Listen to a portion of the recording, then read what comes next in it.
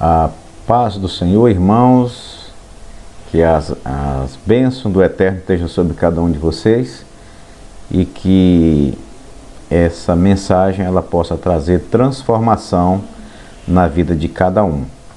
Nós vamos estudar sobre a renovação da nossa mente, um local onde realmente o inimigo tem trabalhado muito nas pessoas através da mente. Ok? Então, nós vamos estar aqui bem ligados a essa parte, né? E quando em Tiago capítulo 1, versículo 21, ele fala sobre essa transformação da mente. Ele diz, portanto, despojando-vos de toda impureza e acúmulo de maldade, acolhei com mansidão a palavra em vós implantada, a qual é poderosa para salvar as vossas almas. Então, queridos, a palavra de Deus, depois dela implantada em nós, ela é eficaz, ela é eficiente, ela poderá transformar a nossa vida. Porque as promessas de Deus normalmente vêm com alguma condição. E essas promessas relacionadas à palavra de Deus têm o poder de nos salvar de uma vida de pecado. Tem poder para nos transformar, poder para nos fazer novas criaturas. Mas apenas se acolhermos, essa palavra ela só tem poder em nós se nós acolhermos, a recebermos a implantação e a enraizarmos em nossos corações e em nossas mentes. Nós precisamos então trazer essa palavra e fazer ela em nós, ela criar raízes, para que ela possa crescer e ela possa produzir o fruto necessário. Na passagem que vemos aí, despojando-vos de toda a impureza e acúmulo de maldade, poderemos traduzir essa passagem como nós vamos trazer um entendimento melhor sobre esse despojar. Despojar é a mesma coisa de descartando, tirando, jogando fora, lançando fora o lixo, lançando fora toda a maldade acumulada em nossa mente. Então, se nós fizermos essa limpeza, então a palavra de Deus ela é uma riqueza sem fim. E quanto mais meditarmos e estudarmos, mais tesouros são revelados pelo Espírito Santo. Mais do poder de Deus é revelado para nós. Mais o Espírito Santo fala conosco. Mais revelações da parte do Eterno, elas surgirão para nós. Uma passagem que marcou a minha vida e com certeza de muita gente é essa passagem de Romanos, capítulo 12, versículo 2, quando ela nos instrui a respeito do não estar conformado com este século. Essa palavra não vos conformeis significa não apenas a gente ficar ou nos tornarmos insatisfeitos, mas principalmente não tomar a forma, o modelo, né, das coisas dos séculos, das coisas que estão acontecendo agora nesse mundo tão conturbado. Mas a palavra diz, transformai-vos pela renovação da vossa mente, para que experimenteis qual seja a boa, agradável e perfeita vontade de Deus. Conformar não significa apenas não estar satisfeito, não estar feliz com determinada situação. Significa não se amoldar. É como se pegasse uma massa mole de alguma coisa, de um bolo, por exemplo, e colocasse numa forma quadrada, o bolo vai ficar quadrado, ou seja, o bolo tomou a forma da forma. Se eu colocar essa mesma massa antes numa forma redonda, ela vai espalhar e vai se tornar redonda.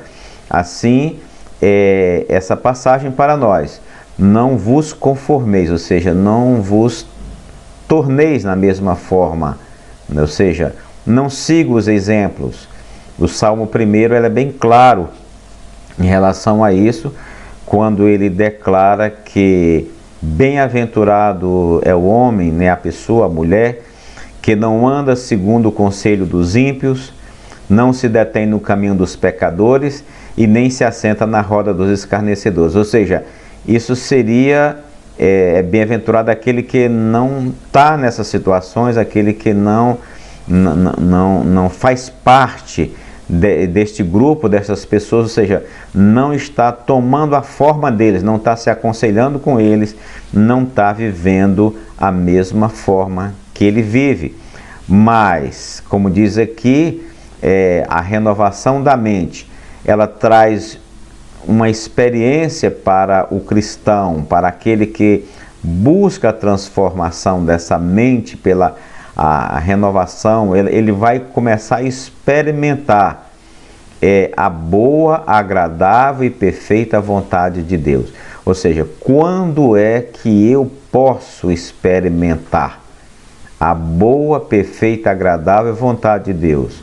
Somente quando eu resolver, quando eu decidir a não estar conformado com o mundo, com o século, e me transformar através da palavra do Senhor, da palavra de Deus. Ela está fazendo essa transformação em mim. Então eu posso experimentar essa boa, agradável e perfeita vontade de Deus. E eu gostaria de chamar a atenção para a palavra experimenteis. Quando alguém na cozinha vai fazer uma comida e essa pessoa quer saber o verdadeiro sabor, se está bom de sal, de tempero, etc.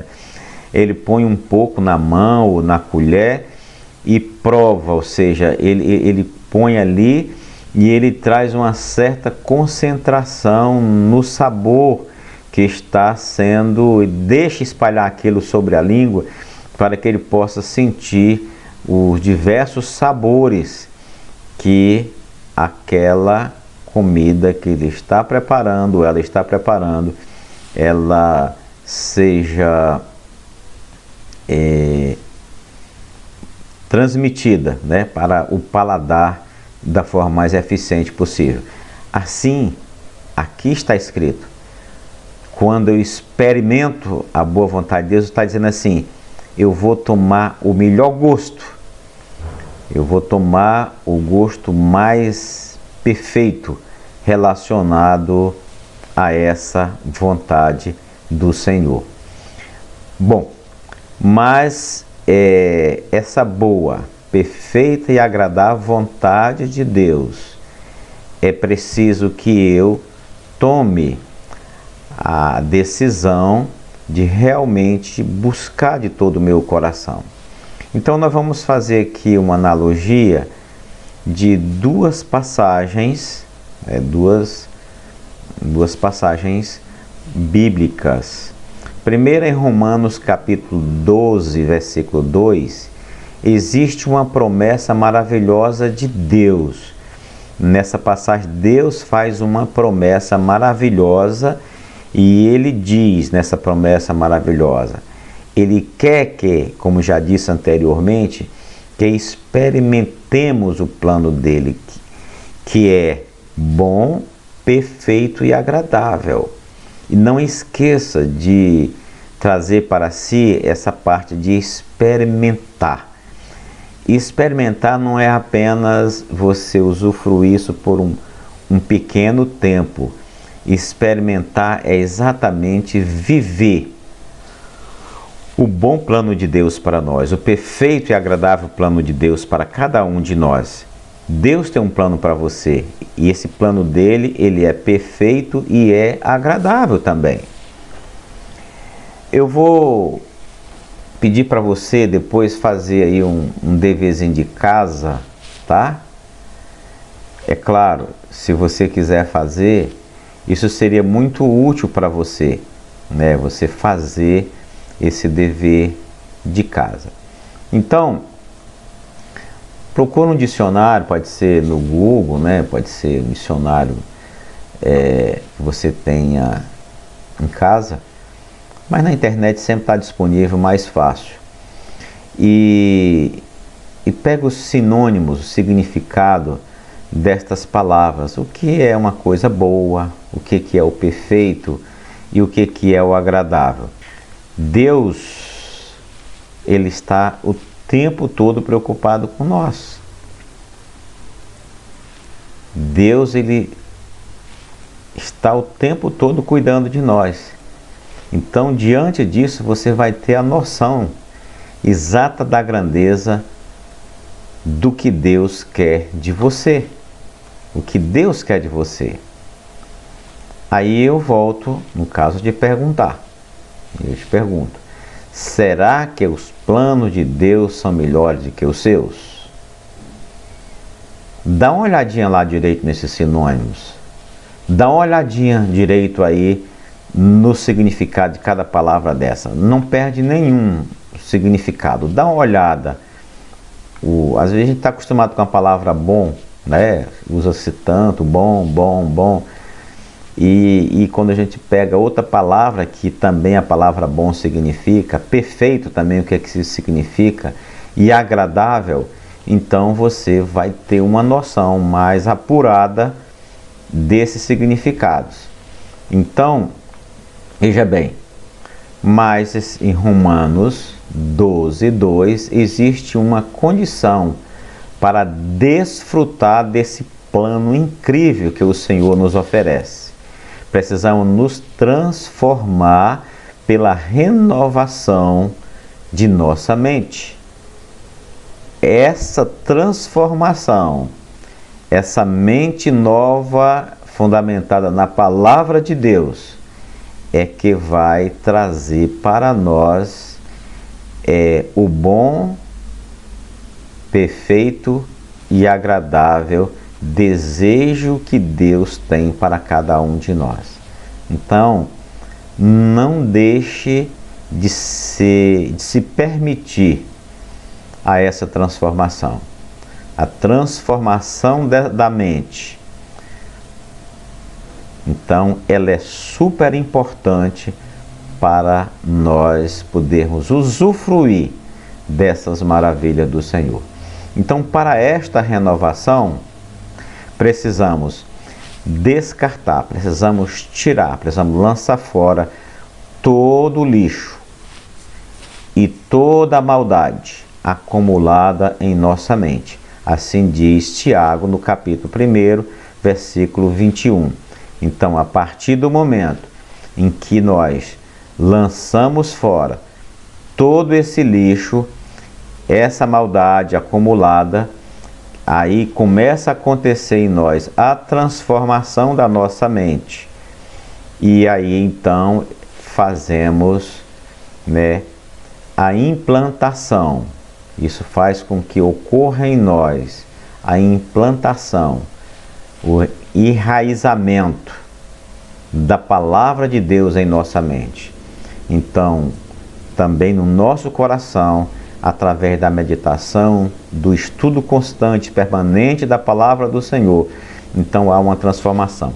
É por isso que a Bíblia é bem clara, quando ela, na antiga aliança, que não mudou, ela continua em vigor, o Senhor diz assim: ensina a criança no caminho em que ela deve andar. Depois mesmo, se ela estiver velha, ainda não vai se esquecer do ensinamento. Então, e ele diz: ensina o teu filho no caminho que deve andar. Fala com ele ao deitar, ao levantar, no caminho com ele. Então, isso é enraizando, isso é implantando, isso é uma implantação essa implantação vem através de ouvir a palavra do Senhor. Ok, meus irmãos? Então não esqueça disso, de estudar, de meditar. Tem pessoas que querem apenas fazer uma breve leitura, mas a Bíblia não é um livro para apenas ler, é um livro para se meditar. Então, se meditarmos no que está errado conosco ou com os outros, nos tornaremos mais profundamente convencidos do problema e jamais veremos a solução. A palavra do Senhor, ela diz aqui que se meditarmos na palavra dele, palavra do Senhor, descobriremos aos poucos verdadeiros tesouros que proporcionarão o cumprimento do plano bom, perfeito e agradável de Deus em nossas vidas. Ok? Então, vamos meditar na palavra, que só através dessa meditação nós podemos, então, alcançar essa parte do bom, perfeito e agradável plano de Deus. Eu queria que você fizesse uma oração e podemos orar juntos. Vamos orar e diga assim: Espírito Santo, descei sobre mim e envolvei-me. Preenchei-me com pensamentos de paz e espírito. Não deixe surgir em mim pensamentos agressivos, nem sentimentos de ansiedade, tristeza ou ódio. Atendei, Senhor, a esta minha prece. Sinto que o Espírito Santo está dentro de mim, ilumina todo o meu ser. Então, assim, nós podemos prosseguir, né? Então, eu tomo neste momento a decisão de nunca mais proferir palavras más, palavra do mal, palavras sombrias, palavras negativas. Eu não quero mais, Senhor, que a minha boca ela seja um instrumento de proferir coisas erradas. Estou decidido a nunca mais pensar em males, e que o seu Santo Espírito me dê consciência quando estiver tendo pensamentos que não correspondem à verdade de Deus. Então, nessa condução dessa oração, desse pensamento, ao Senhor nós pedimos que nos proteja, nos oriente com o seu profundo amor.